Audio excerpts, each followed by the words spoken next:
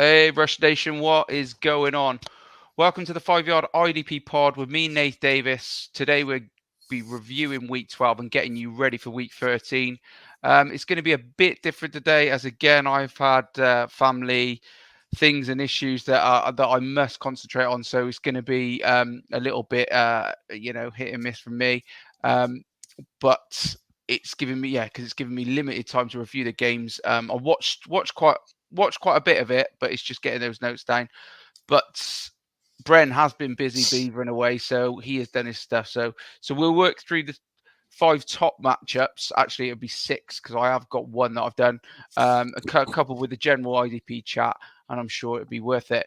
So how are you, Mr. Veal? You all right? Had a decent week? I've yeah. We'll skirt around talking about our fantasy goings on over the weekend, shall we? So You done well. You done well. But you beat me twice.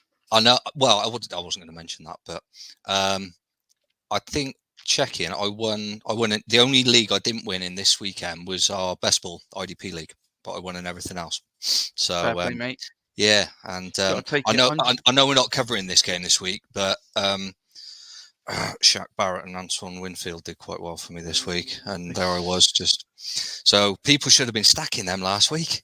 Yeah, I tell you what, that was the call. That was I know, but I should. After I said I was done with the Bucks, and then they go and do that, I'm like, yeah, okay. Brilliant. But that's this season all over, folks. So what can you do? We're doing our best. Exactly. Right.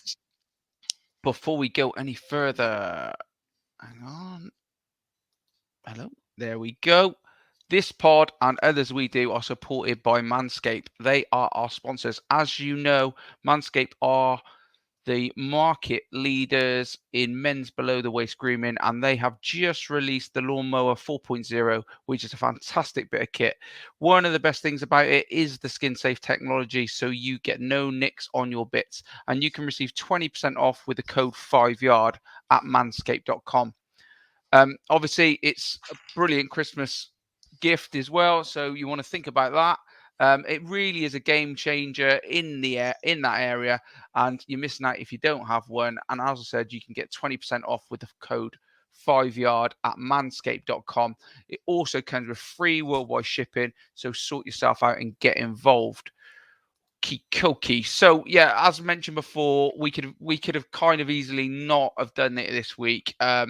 It's been a bit tough, but to be honest with you guys, it's a nice distraction for me and something that I love doing. So yeah, I didn't want to not do it. And we are quickly running out of weeks. Seems to be absolutely flying by. So what we're going to do, we're going to review 6 games. I've got 1, Brendan's got 5, and I'm going to comment on the games he reviews. We're just going to have a general chinwag. So let's go for it. So I'm going first. Thursday Night Football. Cowboys at Saints. So, wow, COVID is absolutely sweeping through the Cowboys team at the moment, including their coach. So that's certainly not what they're going to need after the Thanksgiving loss to the Raiders. It wasn't a great week 12 IDP wise, apart from Mika again. Mika Parsons is lights out. He's all over the place. Keanu Neal though and Jaron Curse, they had great weeks. They had a great week, and no one else from that team got over 15 points. So they're the standout players for me this week. Keanu Neal and Jaron Curse. We all know about Parsons, so we're not really going to talk about him. So Keanu Neal and Jaron Curse, they're both good pickups if you can at the moment. They've both got good snap count, good tackle numbers, and they're both relevant in this game as well, I would say. Stats for Keanu Neal, 12 tackles and a tackle for a loss from week 12. He's handling an every down workload currently. And his tackle stats are good. Jaron Curse's stats in week 12, 11 tackles, a tackle for a loss, and 2 pass defended. So 151 points on the year so far. He's 9th overall in the DB category, and he's 7th in DB ranking for tackles. So it's the tackle floor that I've talked about it before. I like it in the secondary. I like to pick up players that have got a decent tackle floor. And Jaron Curse is one of those players. So pick him up. Over to the Saints. Uh, Bradley Roby top scored in week 12, but it's not really relevant for me. In For the Saints, it was a big loss to the Bills for them, and it was a disappointing day pretty much all round for New Orleans. One sort of like good point probably is Demario Davis getting back on track IDP wise. 10 tackles, tackle for a loss, so he's back amongst the points. The matchup, I picked the Saints last week against the Bills stupidly, but I did say with the fact that if the running backs are out and it is a different kettle of fish. So, but I am going to go for him this week. I'm going to go for him because Dallas, I don't know, they won't want to be going to the Saints. Yeah, I see it, but I see a decent night for the Dallas IDP, Dallas players IDP wise. I do. I think still they're the way to go for the players to pick. So I would go Jaron Curse, like I said. He's the one to pick up on this one. But I do fancy the Saints to win it. Yeah. Brendo. Yeah, same here. Cowboys are, again, a bit indicative of what's going on this season. We seem to mention this every game, every other game. I tipped Cowboys, to beat the Raiders, although I wasn't surprised. To be honest, it's, the Raiders are one of those sort of hit and miss teams. The Cowboys are getting a little bit that way as well, actually. Yeah. Sketchy about them, good days and bad days. So, I think if the running game's back in play a bit more for the Saints this week, then let's go with the Saints. Okay. Moving on to Sunday. So the first one I've got the Colts at the Texans, which I was actually going to skip over, and then I changed my mind actually, because it could be quite good fun. Possibly not for Houston, but we'll see. So Texans coming into the game off the back of a 21-14 loss to the Jets. They've dropped to 2-9. They've also got the second worst run defense in the league. So Jonathan Taylor's going to be licking his lips at this one. The Texans are pretty crap, and the Colts should win this game quite comfortably. So as I said, I was going to skip over it, but can I find any IDP value in the Texans defense? Well, yeah, I think I probably can. And as with a lot of teams that we're never 100% on, it's not the DLs, it's not the DBs, it will be at linebacker for me. So assuming the game goes according to plan and the Colts run the hell out of the ball, the Texans defense is going to be busy, I think, regardless. We'd all agree on that. So, so if you have a look on a lot of the waiver wires, which I did yesterday, there's a good chance you're going to find the likes of Zach Cunningham or Camu Grugier-Hill. They are definitely out there, and their numbers since the Week 10 bye are actually quite impressive. So in the last 2 weeks, Zach Cunningham has racked up 43 points, pretty much all in tackles. So again, going back to what Nate's a big fan of, that tackle floor. Grugier-Hill in the last 2 weeks has racked up a bit more, 49.5 points. Again, busy on the tackle front, so we like that. But he's also racked up the odd pick and a sack as well. Obviously, their game time in recent weeks has been helped by the injury to Christian Kirksey, who started the season well.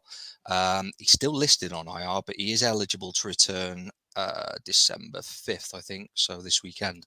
But whether he's going to be 100%, whether they want to risk him, I don't know. I don't think it's going to make any difference to the results. I even think that, the Texans coaching staff will be aware of that. So whether they feel like chancing it, if he's not 100%, probably not. And with Cunningham and Grugier-Hill, playing well, actually, to be fair, maybe they don't need to. So if you are in need of a linebacker, have a look. I think they'll both be busy boys against the Colts this week. But I would just keep one eye on the Kirksey situation. As I said, even if he is back and features, I'd still expect the other two to be involved fairly heavily. Moving over to the Colts. So they're going to be looking to bounce back from a defeat to the Bucs in a game that arguably they could have won if it hadn't been for that silly fumble and they'd gone 17 points up.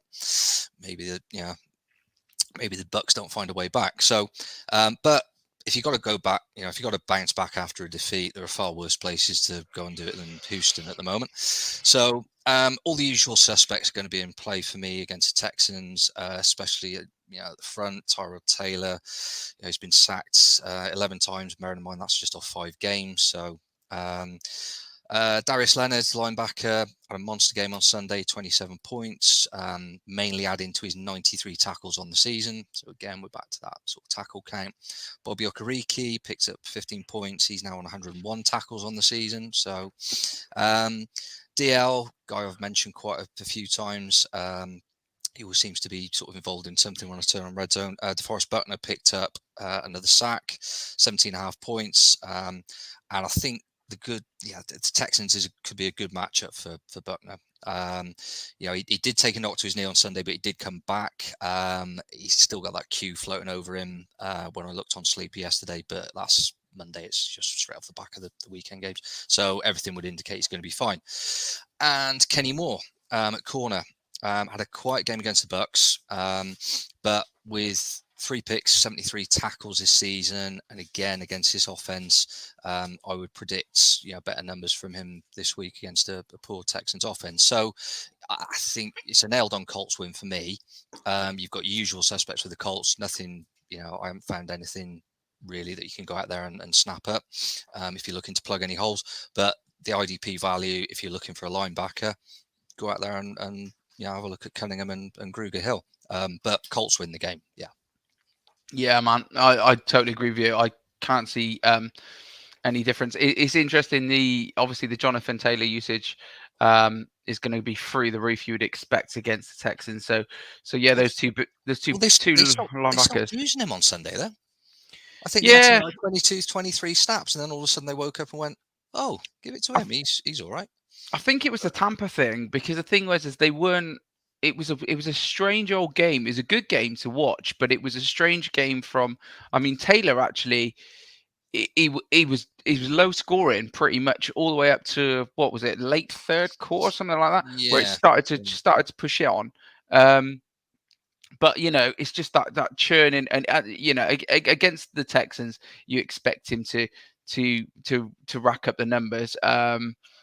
Wentz has got more weapons back available to him as well. It's looking good for the Colts, to be fair. It was a bit of a shame they blew it. Especially the Titans score.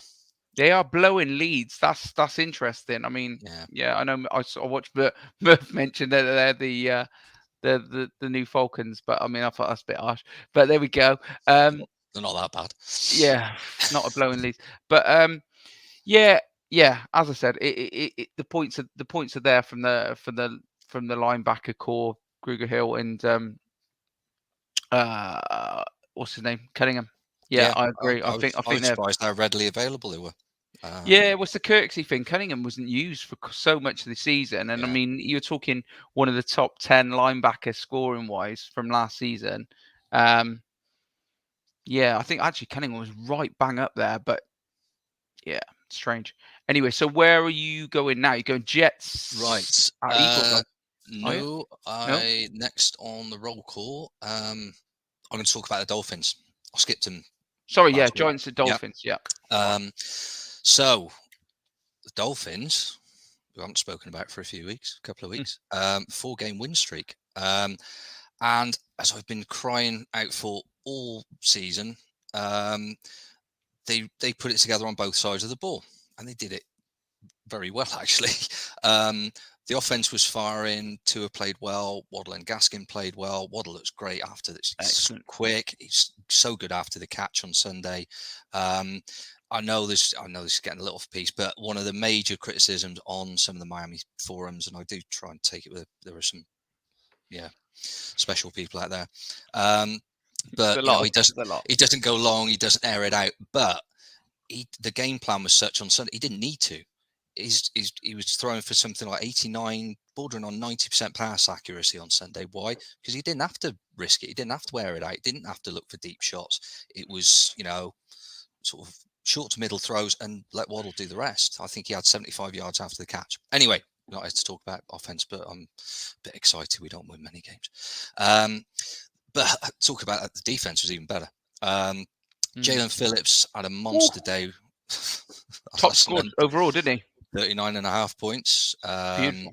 including 3 sacks.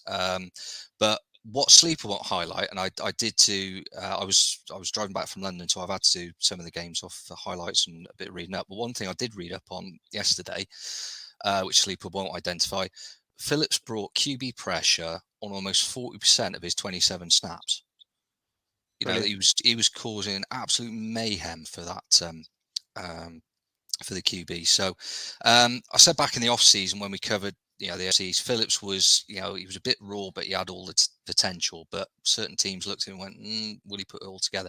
I think Sunday proves, against the Panthers, he's starting to look like the beast. I think Flores hoped he would. Hoped he would become after they drafted him. So as I say, I skipped over the Dolphins game last week. Week 12 preview, but obviously I'm not skipping them this week off the back of Sunday's mauling the Panthers. But the other reason I've gone for it, I do quite like the matchup against the Giants. Last week against the Bucs, Daniel Jones looked a bit all over the shop. He looked better on Sunday, partly because the Eagles were having one of those alternate Sundays as they tend to do. But the Giants seem to have sort of simplified things a bit for Daniel Jones. So I'm looking at, he wasn't airing it out too much. He was keeping it sort of short. But I'm looking at the DLs and the linebackers for the Dolphins defense to try and, if the Giants try and go with that game plan again, I'd like to see them try and replicate what they've done against the Ravens, for instance. I mean, they spoiled the Ravens game plan. They did that against the Panthers. Ravens are a better team, but so looking at DL, I'm going to look at 2 pickups, and you can pick them up. I have mentioned before, if you've got holes to plug and COVID injuries, it is that time of year. Tackle Christian Wilkins and on the edge, Emmanuel Ogbah. Both played well Sunday, picking up 16, 17 fantasy points respectively, and had a sack apiece as well. I think they're both going to be looking to rattle Jones as early in this game as possible, get him on the back foot, get him making mistakes. Another pair of players who have valid upsides in this sort of matchup. Wilkins has better tackle numbers, almost double Ogbah's, but Ogbah's he's more inclined to get you those big plays. He's got twice as many sacks on the season as Wilkins. So again, I think I mentioned it with Hubbard and Hendrickson for the Bengals last week, the week before. You've got that. You can play safe and go for Wilkins. Ogbah may, in a game like this, get you a couple of big plays. Jalen Phillips, we've already covered him. He's got to be relevant this Sunday. I don't see how you leave him out if you've got him on the roster after a performance like that. I'm not saying for 1 minute he's going to go near 40 points again. It would be nice, but it doesn't tend to happen week after week. But he's going to come into this matchup full of confidence. And he's one of those nice flexible players listed at LB, but you can slot him in at DL if you want. So there's another upside to having him on your roster. Jerome Baker, linebacker, quiet day on Sunday, but he's still their top tackler. So again, you struggle to leave him out. I would swerve the Dolphins DBs this week. To be fair, for all I'm a little critical of Daniel Jones. He's not thrown too many picks this season. I think he will. They'll try and keep him playing safe and conservative, a bit like they did against the Eagles. So unless he's absolutely got to, I don't see him going balls out and looking downfield until the latter stage of the game. Miami secondary. The problem with Miami secondary is they've shared the interceptions around. Again, looking at the numbers, Justin Coleman's got 2. I don't think he'll be on many people's rosters. Nick Needham got in on the act on Sunday. Yeah. Pick. So there were 3 picks on Sunday, but all different players, so that you haven't got like a Diggs at the Cowboys or something like that. He's just, he's picking up all the loose change in the backfield. So, I'd leave the Dolphins secondary alone this week. Giants, I'd have been inclined to offer the same advice about the Giants in this matchup. Tua hit, well, actually it wasn't an 87% completion rate, but he never had to force it downfield, as I've already touched on, so he can rely on Waddle and other players to be good after the snap. So I was going to say leave the Giants DBs alone. I'm going to make an exception in the case of Logan Ryan, who's back after COVID protocol this week, and he's 72 tackles. He's one of the highest tackling corners in the league this season. So there is a valid reason, if you're going to make a case for any of the DBs in this matchup, it has to be Logan Ryan if you've got him on the roster. I mean, looking at these numbers, you can pretty much guarantee the guy gets double points. He has scored double points every week since week 2, or with the exception of week 2. Sorry. Linebacker, Tay Crowder, top tackler in obviously the absence of Blake Martinez, was 79. He had a decent Sunday, 16 points. And then you got the likes of Ojulari. He's the linebacker sort of sack leader with 5.5 at the moment.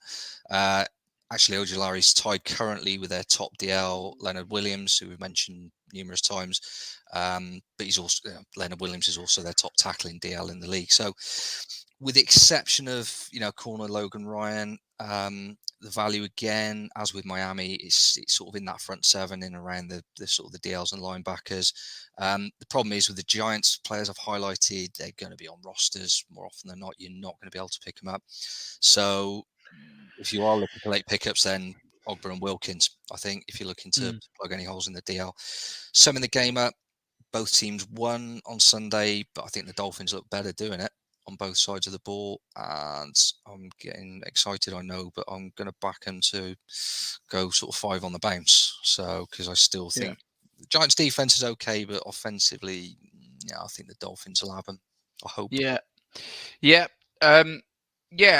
one thing I'd like to highlight on that would be the safeties. So for me, I've got a thing about targeting the Dolphins, teams that play against the Dolphins, because I quite like, because as you said, the difference is with Tua, he doesn't tend to air it out. So your corners, and maybe not as in play is with other quarterbacks, but who is in play is your safeties, because your safeties trying to cover over the middle, especially. So your Logan Ryan, McKinney is another one. You want to keep an eye on him this week.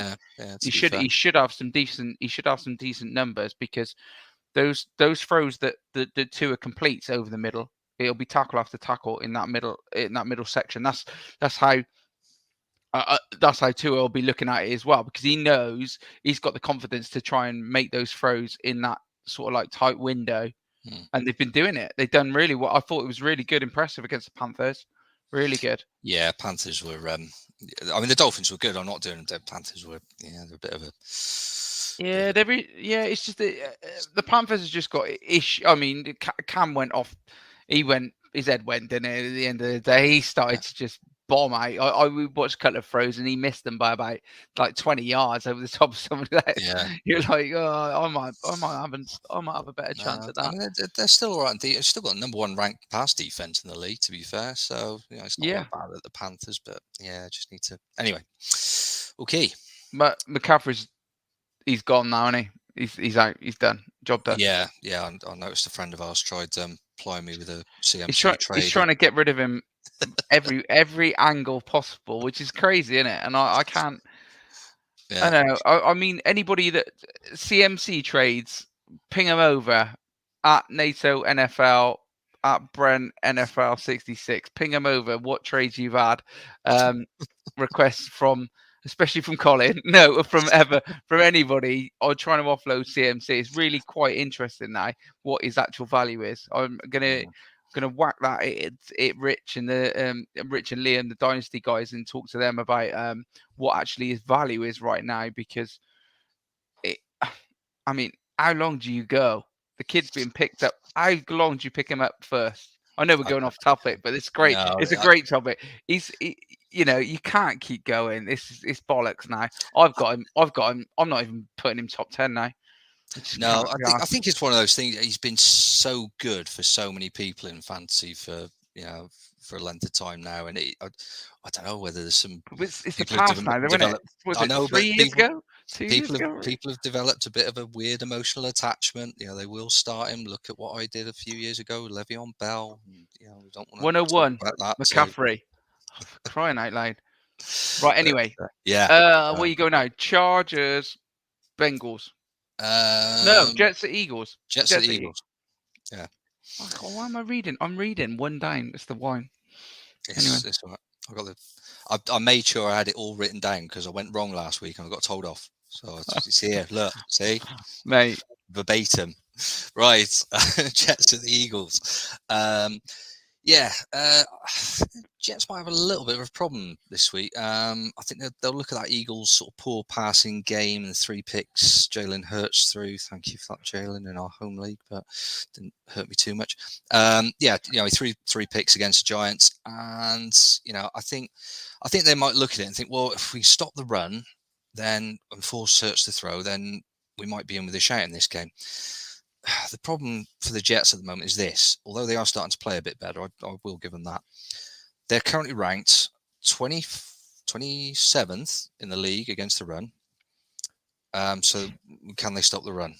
Well, okay, let's assume they do. They're currently ranked 29th against the pass.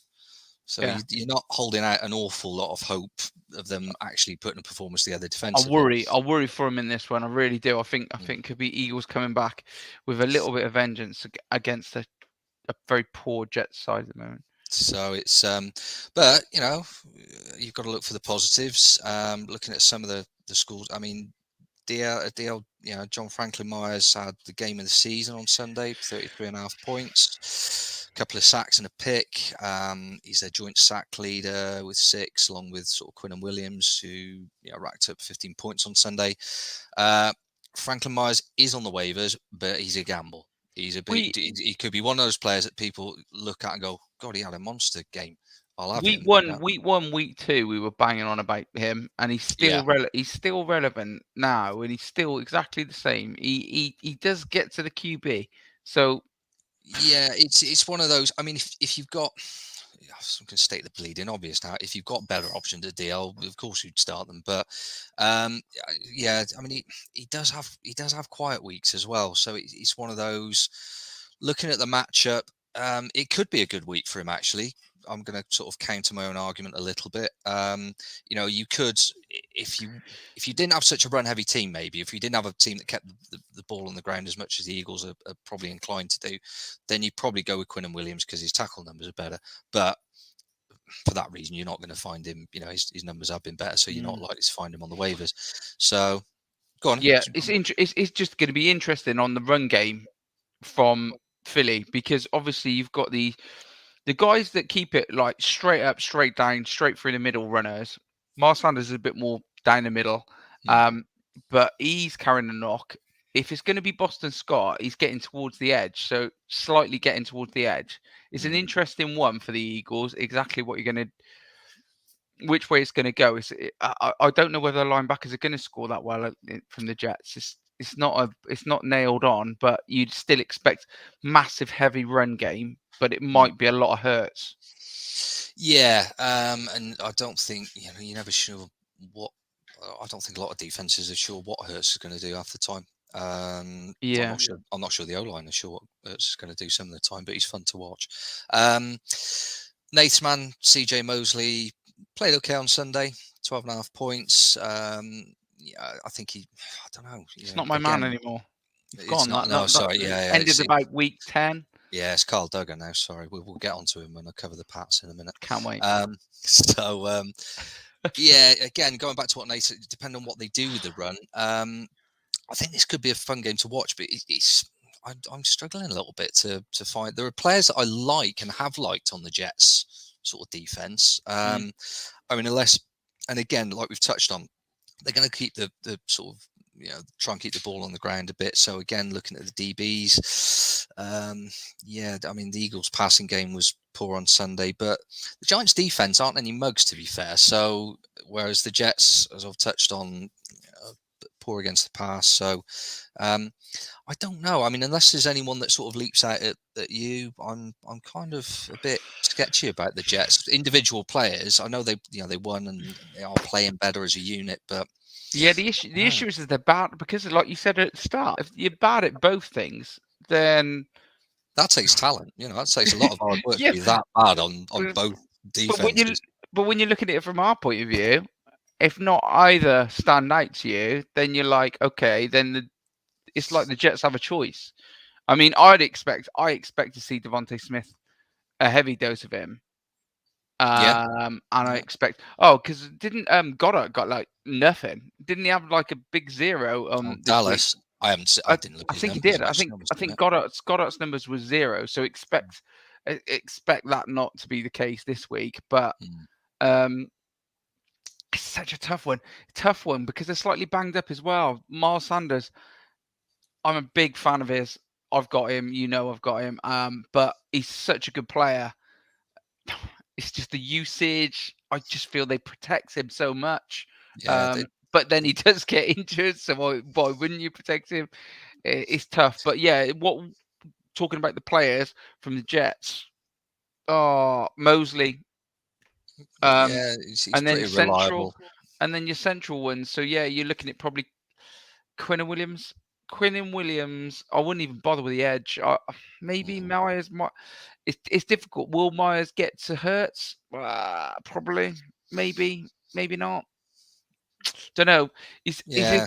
He's a difficult one. Jalen Hurts. He escapes the pocket quite a lot. Therefore, do you think Myers is going to chase him down, or do you think the likelihood is the run game goes straight down the middle, and then it'll be Quinnen Williams picking up quite a lot of tackles, and then if they break the first, then it'll be Mosley. Bang. Yeah. As you said, I mean, they've got. There's a few. You're not sure how that Eagles run game is necessarily going to, especially as I said, if it's Hurts. But Mosley's not my man as well, because you said that as well. I don't think Mosley's very good. You know that, don't you?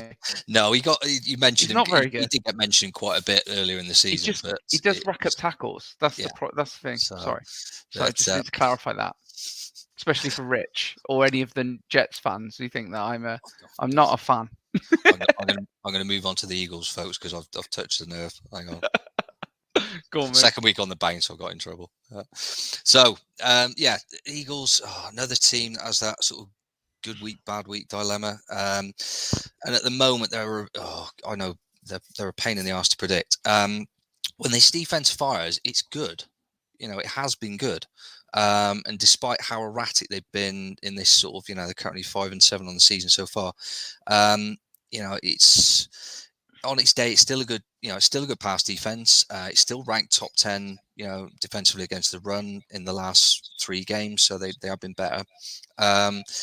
Linebackers are still at the heart of most of the good things Philly do defensively. Looking at the numbers, I mean, Singleton picked up 31 points on Sunday, so he's someone I would have a look at. Again, coming back to the tackle count, that takes him over the 100 mark for this season. He's on 102. TJ Edwards had a quieter game, but he's still a tackle-heavy option with 84 tackles on the season. And for me, they're still, must picks in most matchups because of the tackle numbers. Yeah. Despite the win over the Texans, Zach Wilson did not impress. He still looks a bit all over the shop for me. So with that in mind, I would highlight a couple of Eagles players that you could look to pick up. Someone we've mentioned before. He's gone a bit quiet in the DL, Javon Hargrave. Had a great start to the season, then dropped off a bit over recent weeks, but picked up 13.5 points against the Giants, and is still the Eagles' sort of sack leader on the season with 7. And Wilson, to be fair, has 23 sacks off 7 games this season, so that's why I would possibly identify someone like Javon Hargrave.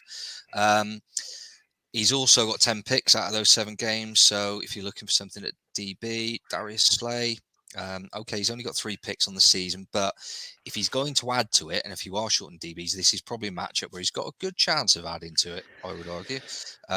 He's also scored well prior to the Giants game. He had a bit of a drop-off, but he scored well against the Broncos and the Saints with IDP touchdowns in both games prior to last Sunday. Nathan's already mentioned it, and I think he's spot on. I think the Eagles win it. I think they will be better against the pass, partly because the Jets' passing defense is so bad. And I just think this Jets defense will struggle against Hurts' mobility. So even if Sanders is injured still, but I've been wrong about the Eagles before. So yeah, just to talk about the linebackers, the Eagles. I'm a massive TJ Edwards fan. But that is strange that Singleton's back in the mix as much as he is. Maybe maybe he was carrying a knock. I don't know. But the weeks that TJ Edwards has really gone off and like dominated the snap count. Yeah. Davion Taylor, is it Davion Taylor as well? The other guy, the other linebacker. Yeah, I think you're right. Yeah, He takes fair whack as well. So it's an interesting one with the Eagles. I thought that TJ Edwards had it all in the bag. I thought he was going to be the guy, and I still hope that he will be. But yeah, the whole Sirianni's just decent. So for me, I am one. I'm behind the Eagles anyway at this moment in time. So I just it's just an interesting one, especially for next season. Just to see who the main guy at linebacker is going to be, because I think that I do think that's up in the air at the moment. So from an IDP perspective, if you were looking at players to pick up at linebacker, I don't know where you'd go for next season in mind. I don't know. I don't know what it's going to look like next year. I think the team as a whole, they're very much in transition. I think they'll be looking to what they'll do in the draft. I think will be interesting. But we still don't know whether it's Hurts' job. No. I mean, I hope it is, because I've sort of put him in our home league as my. But then I've still got Deshaun, baby. Deshaun, baby. We've got through several weeks without mentioning that guy's name, haven't we? But I'm sure it'll become relevant again sooner rather than later. But yeah, so you're going Eagles on this one as well, then? Absolutely. Okay, right. 2 more to cover. Chargers. So last one for Sunday that we're looking at: Chargers at the Bengals. So yeah, I've touched on it a bit with the Eagles. The Chargers at the moment, honestly.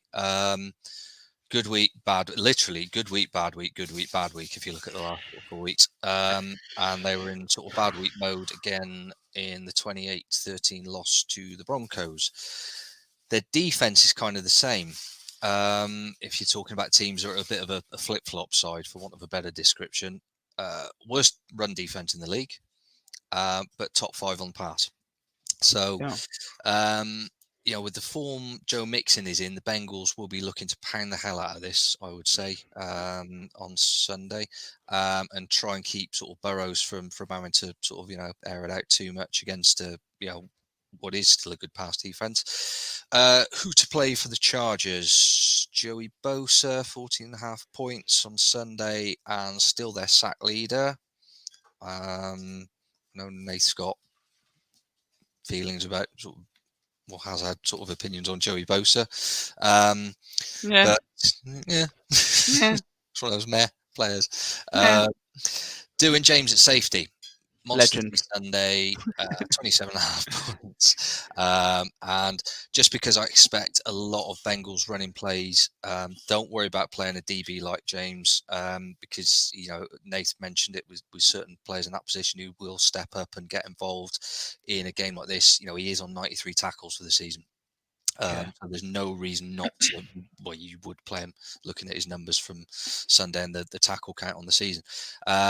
Same thing with Kazir White at linebacker. Decent Sunday with 16 points, and again 86 tackles on the season. So again, we're back to that tackle count. He's the guy now for me.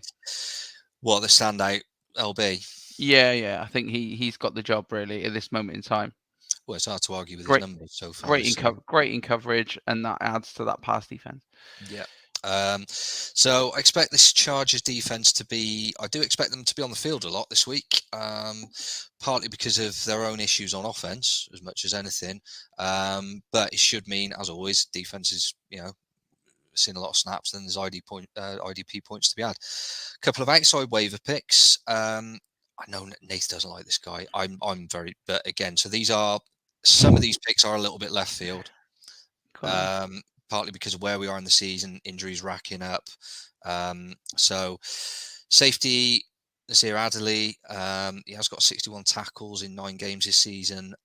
But my issue with Adderley is he hasn't produced a big play, I don't think, this season. So you're not going to see much in the way of sort of picks or anything like that. But his tackle numbers aren't too bad. Also, if you're short of DL, have a look at tackle Linval Joseph. He's coming back this week off the back of COVID protocol. He's got 43 tackles off 9 games, which for DL isn't too shabby at all. And he might have just sort of snuck under the radar. Again, I am looking at these players quite, as not going to be on a lot of rosters for various reasons. But if you have got injuries, especially in bigger leagues, or you've been hit with COVID issues, then you might want to have a look at them. Bengals, almost the polar opposite of the Chargers in terms of defense numbers this season, because I've spent a bit of time looking at where various teams ranked this weekend. 4th best defense against the run, but 25th against the pass. So you've got real, you've got, it's quite an interesting matchup from the defenses from that perspective, because they both do one thing as opposed to the Jets who do 2 things very badly. They've both got positive sides to their defenses. But I'm not overly concerned about the pass defense this week, because the pass protection for Justin Herbert on Sunday was just awful again. So I'm kind of all in on the Bengals, DLs and linebackers this week against the Chargers offense. It's a front 7 we've liked in recent weeks anyway. Logan Wilson, 89 tackles in the season, good for the odd pick. Herbert's into double figures on interceptions for the season. So DL, it's the usual pairing, Sam Hubbard and Trey Hendrickson. They've got racked up 17.5 sacks this season between them. And DB, I know we've touched on the safeties. I'm not actually looking at the safeties. I know a lot of people have Jesse Bates on their roster, but he hasn't scored particularly well since week 8. Going back through the numbers, he'll probably go for 30 points this season, Sunday. But no, just joking. He just seems to have. He's not been especially busy in the last few weeks. So instead, I'm highlighting the corners. Because if the Bengals run defense can slow, Eckler down et al. And start to bring some pressure on Herbert, like Denver did, get him thrown off the back foot, flapping a little bit. I think they could be a good punt, and they both seem to, the 2 I've highlighted both seem to be readily available on waivers. Mike Hilton coming off the back of 20 points, including that pick 6. Maybe a few people might have snapped him up already off the back of that. Bit more out of left field, and I've picked a few a little more sort of random. Eli Apple, double figures in IDP last 2 weeks, and he's had a couple of picks. So again, partly because it's just the Herbert factor, and it just seems a bit. But again, he's kind of one of those sort of last resort pickup, but he's not going to be first choice. You take Hilton basically, but.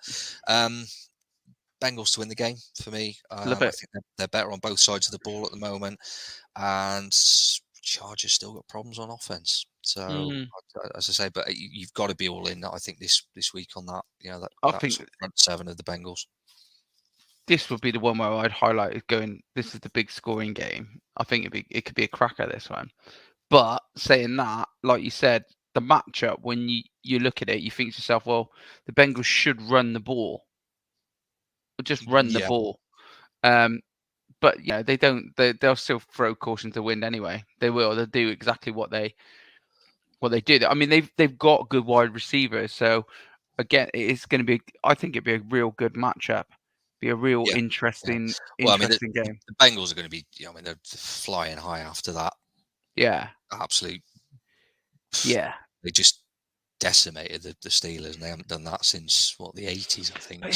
You just get that feel that they're just a little bit, boom or bust kind of, like, you know what I mean, where if it doesn't go quite well for Burrow at the start, then it might just tail off. But I think they will really be helped. good when they've got the Mixon option, which maybe they didn't have earlier in the season. He was there, but it's the way he's been playing the last couple of weeks. But for me, it's like the Bengals game. I remember that.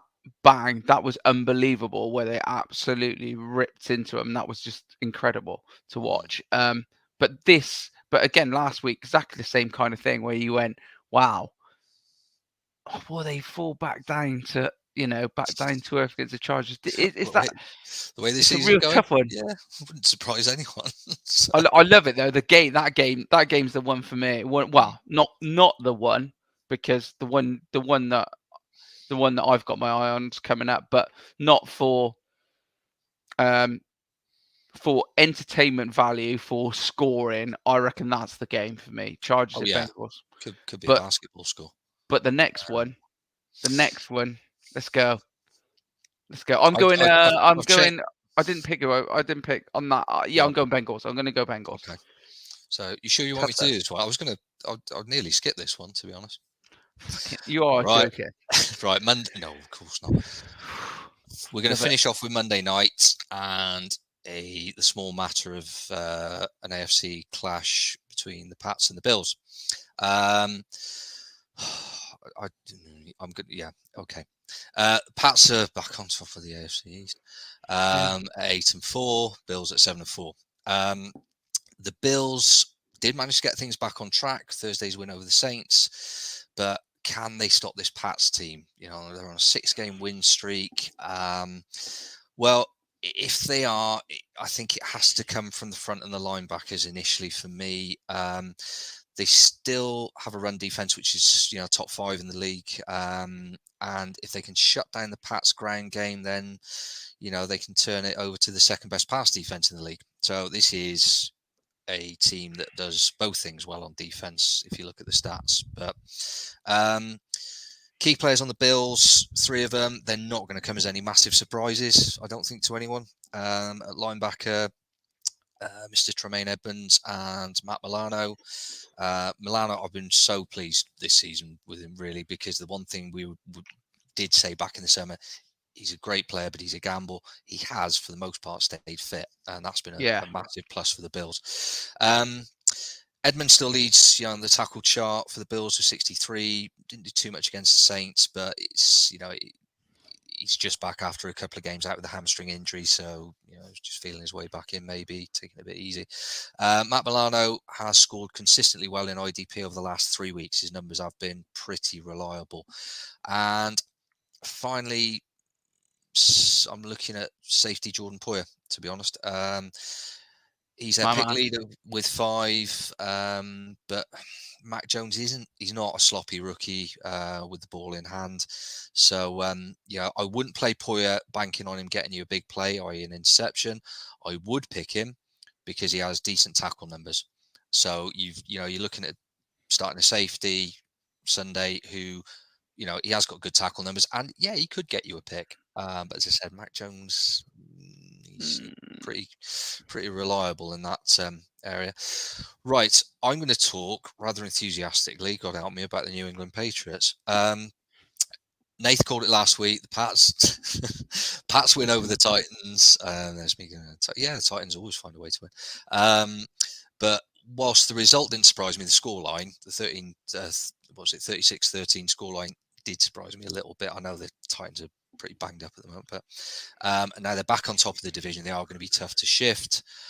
I expect this defense to bring all kinds of pressure on Josh Allen this game, force him out of his comfort zone. I'm sure Belichick's got various different sort of looks he's going to show him, so try and rattle Allen nice and early. So let's start with a couple of Pats players who you can pick up on the waivers, actually, if you do a bit of shopping around, and have been in good form for the last 3 weeks. Jawan Bentley, 24.5 points against the Titans, and he's just behind our favourite Pats player this season, Kyle Duggar. He's obviously a no-brainer. Also, you're looking at the ex-Dolphin one season, Carl Van Noy. 17.5 points on Sunday, 45.5 points in week 11, 20.5 points in week 10. And as I say, he's still out there on a lot of waivers. He has been quite a busy boy with his tackle numbers and a few big plays thrown in as well. So there's a couple there that you could look at. Then we've touched on Carl Duggar, he's a no-brainer. You've got your sack leader Matt Judon on 11.5 points for the season. Then there's the guy I encourage people to go and grab earlier in the season whilst he was on the waivers, because he was earlier in the season. JC Jackson. Yeah. Another pick. He's playing so well at the moment. I really like watching him play. Um, Another pick and 15 points on Sunday. 7 picks on the season. But unfortunately, good luck finding him on the waivers now after the last few weeks. So I think the Pats defense, someone said it this morning on one of the pods I was listening to. I mean, they summed it up. This Pats defense is playing nasty. They just find it's almost like they wait until halftime and they've sussed the team out and they just go get them. They're playing so well on defense at the moment.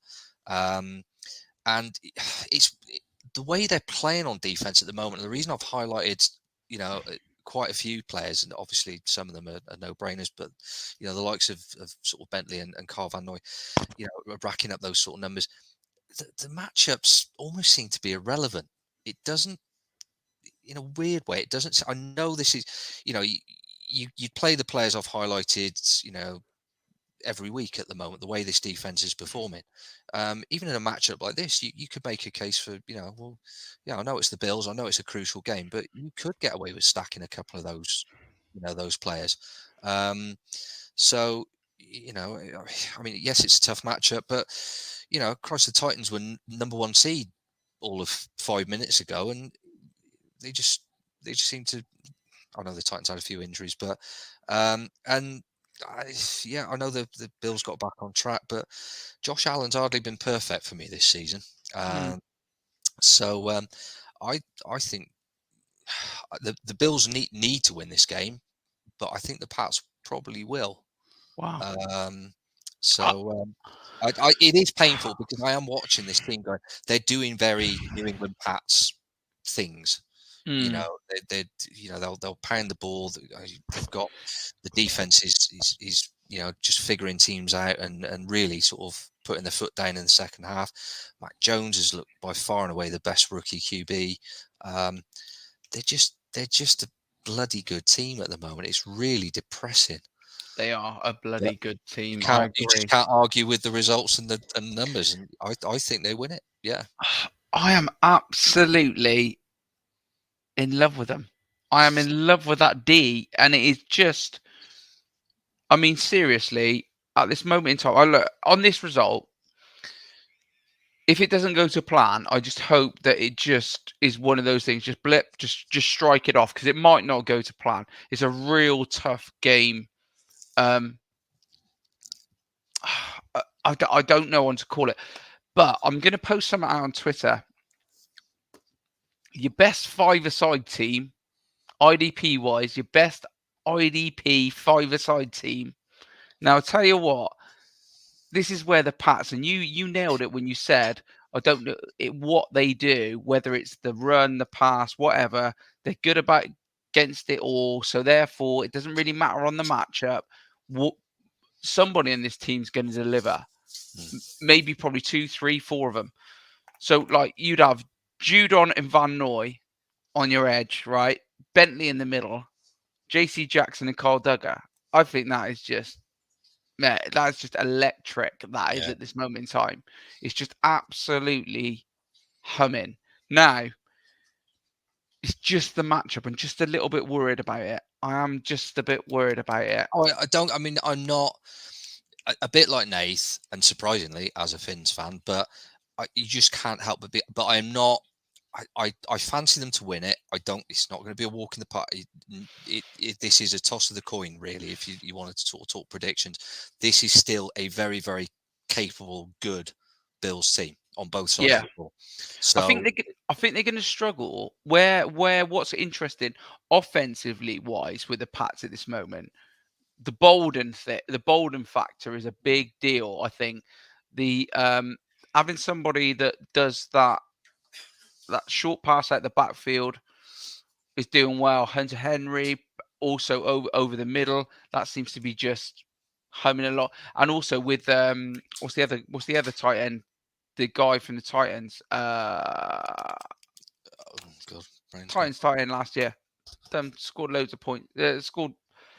I don't know, but anyway, the two I know what you mean. Yeah. two big money Titans they bought this year, but both of them are working sort of semi in tandem on different plays and particularly doing quite well. I think it's really interesting. Bills, I think the Bills are going to struggle with the the variety that the Pats have got now. Because the Bills are one of those teams at this moment in time that are, you think they're brilliant, but they are at their particular game. So once you can't stop them, they destroy you. But they've got a particular way of doing it. And for me, the minute that you break that, and I think the Pats might. So yeah, I'm going Pat. I'll go Pats as well. I'll tell you what, But it could be a bit hard, really. What would be really nice would be a draw. A draw. And then 0-0. And yeah, 0-0 after overtime. I'll take that. And then we beat the Giants, and then we're on a bye.